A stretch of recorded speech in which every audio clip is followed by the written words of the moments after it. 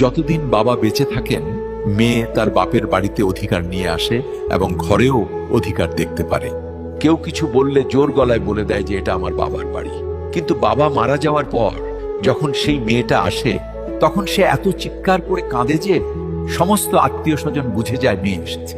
সেদিন মেয়েটি তার সাহস হারিয়ে ফেলে, কারণ তার বাবা আর নেই। তার সাহসও সেদিন মরে যায়। বাবার মৃত্যুর পর মেয়ে কখনো তার ভাই ভাবির ঘরে ততটা জেদ করে না যতটা জেদ বাবার সময় করত। এখন খেয়েছো, পড়েছো, ব্যাস সব শেষ। যতক্ষণ তার বাবা ছিল সবকিছু তার ছিল। এই কথাটা সে খুব ভালো করে জানে। বাবা মেয়ের সম্পর্কে ভালোবাসা সমুদ্রের চেয়েও গভীর হয়। বাবা তার মেয়ের জন্য দুনিয়ার সবচেয়ে বড় আশ্রয় আর সাহস, আর মেয়েও তার বাবার জন্য সেই সাহস আর গর্ব অনুভব করে। কিন্তু দুজনই এই কথা কখনো সরাসরি কাউকে বলে না। মনে রাখবেন, বাবার মমতা আর মেয়ের ভালোবাসা অমূল্য। এই সম্পর্ক শব্দ দিয়ে নয়, অনুভূতি দিয়ে মাপা হয়। আপনি যদি আমার কথার সাথে একমত হন, তাহলে কমেন্টে হ্যাঁ লিখুন।